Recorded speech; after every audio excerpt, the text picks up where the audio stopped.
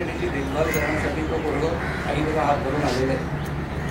अशी जहागीर 36 खेड्यांची जहागीर, पुणे सुपे हा प्रांत, त्या 36 खेड्यांच्या जहागिरीपैकी सगळी 36 खेडी आदिलशाही फौजेने जाळून नेस्तनाबूत केलेली आहे.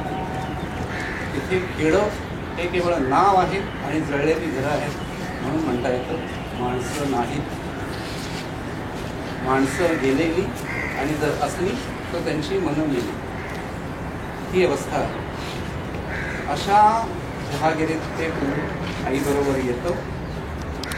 12व्या वर्षी 3 वर्ष त्या माणसाने पुण्याची जमीन, त्या मुलाने पुण्याची जमीन सोन्याचा नांगर म्हणजे नांगराचा फाळ सोन्याचा करून त्या नांगराने नांगरलेली. त्या जमिनीत काय होतं? आदिलशाही फौजांनी जेव्हा शहाजीराजाची जहागीर जाळली, पुणं जाळलं, तेव्हा त्या जहागिरीमध्ये त्यांनी उलटी पहार फुटली होती, टोक वर असलेली, फुटकी चवडी त्याला लावली होती, फुटकी महाण लावली.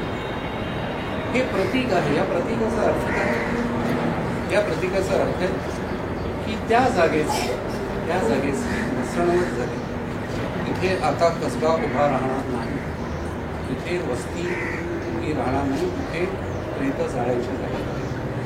असं पुणं त्या 12-13 वर्षाच्या पुराने सोन्याच्या नांगराने नांगरलेलं, पुन्हा वस्त केलेलं कसब्याचा जो गणपती आहे पुण्याचा, तो जिजाऊ साहेबांनी स्वतःच्या हाताने त्याची प्रतिष्ठापना केलेली. तो गणपती स्थापन करून त्यांनी पुन्हा बसवलं. 15 वर्षाचं मूल ते. आज 15 वर्षाची मुलं क्लासच्या मागे धावत असतात. ह्या क्लासला जाऊ का त्या क्लासला जाऊ, नाईट ट्युटोरियल का महेश ट्युटोरियल, हा विचारत असतात. त्या वयामध्ये त्या मुलाने पहिला किल्ला जिंकलेला राजगड. त्या किल्ल्याचं बांधकाम नंतर 22 वर्ष झाले. त्या किल्ल्यावर तो राजा 25 वर्ष राहिला. त्या राजाची गमतीच आहे, हा म्हणजे काय म्हणता तुम्ही याला, तुम्ही योगायोग म्हणा किंवा काही, त्या मुलाचा जन्म एका दुर्गावर झालेला. शिवछत्रपतींचा आयुष्यभर त्या माणसानं किल्ल्यांचं राजकारण केलं. किल्ले जिंकलेत, किल्ले हरलाय, किल्ले दिलेत, किल्ले घेतलेत, आणि अखेरचा श्वासही करून एका किल्ल्यावरच सोडला. या माणसाच्या आयुष्यातनं तुम्ही किल्ले हा शब्द किंवा किल्ले ही संकल्पना जर तुम्ही काढून टाकले तर त्यांच्या आयुष्याला हा वारसा सातवाहनांच्या बाबतीत. तर ह्या पद्धतीचं आज आपण जे काही किल्ले पाहायला नाही, मी तुम्हाला एक किल्ल्यांची पूर्वपीठिका सांगितली. शिवछत्रपतींच्या नावापासून आपण या कार्यक्रमाला सुरुवात केली. ह्या इथपर्यंत येऊन आपण पर्यंत येऊन थांबू. ह्या आज आपण जे काही किल्ले पाहणार आहोत,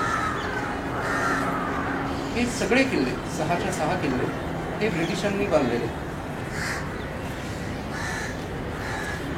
सायन्सचा किल्ला, इथे शेजारी रेवा म्हणून त्याच्या पुढचा भरारीचा काळा किल्ला, त्याच्या पलीकडे शिवडीचा, वरळीचा, माहीमचा आणि मांजरा. ह्याच्यापैकी मांजराचा किल्ला सोडला तर राहिलेले 5ही किल्ले हे मुंबई बेटावरचे,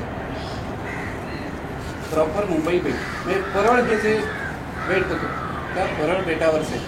फोर्टचा जो किल्ला आहे, जिथे तुम्ही सेंट जॉर्जेस हॉस्पिटल तुम्हाला ऐकून माहिती असेल, तर सेंट जॉर्जेस हॉस्पिटलच्या आवारामध्ये एक किल्ला आहे.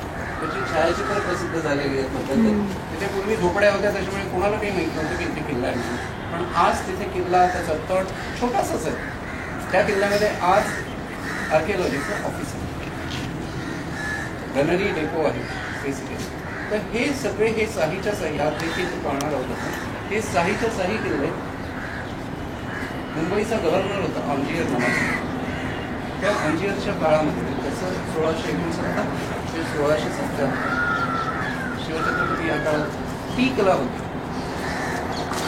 त्या काळामध्ये मुंबई जेव्हा पोर्तुगीजांनी आंदोलन दिलं ब्रिटिशांना हे बेट, त्या बेटाच्या संरक्षणासाठी, रादर पोर्तुगीजांच्या पासूनच्या संरक्षणासाठी तुम्हाला हे किल्ले त्यांनी दिलेले. आजही तुम्ही जेव्हा बांद्र्याची खाडी पार करून माहीमवरून बांद्र्याला जाता तेव्हा मध्ये जी खाडी लागते, ही सबंध खाडी ही अजूनही नॅशनल बाउंड्री मुंबई बेटाची. पण तोपर्यंत इथपर्यंत मुंबई शहर असं ओळखलं जातं. त्याच्या पुढचा जो भाग आहे ते पूर्वीचं साष्टी बेट,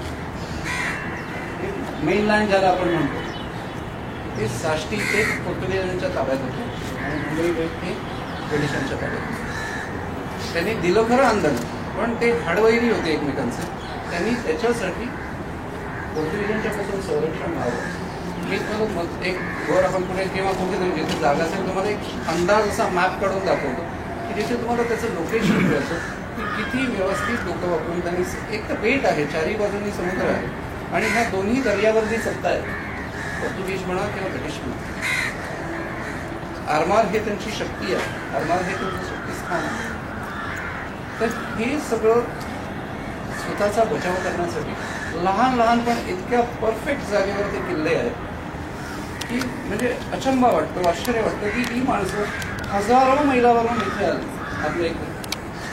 आपल्या नाकावर टिचून त्यांनी राज्य उभं केलं. एवढंच कुठेतरी बांधायचं, कोट बांधायचं, त्याच्या आसनाने आरमार ठेवायचं आणि मग सगळ्या लोकांना भारी पडायचं.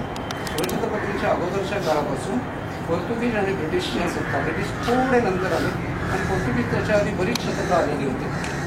पण या माणसांनी हा सबंध परिसर इतका स्वतःच्या जरबेत, इतका स्वतःच्या तयार ठेवला होता की इथल्या लोकांना, आपल्या लोकांना दर्यावर जायच्या अगोदर त्यांचं दस्तक घ्यायला लागेल, त्यांचं परमिट घ्यायला लागायचं. तो नाही तर ते गरजत समुद्रावर बुडवलं जायचं आणि लोकांना मारलं जायचं की आमचं परमिट आहे तुमच्याकडे. इतका दहशत, इतका धाक या लोकांनी या किल्ल्यांच्या आसराने बनवलेला आहे.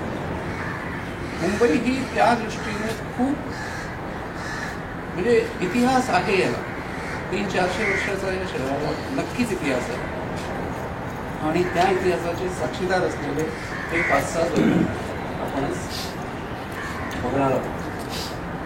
आपण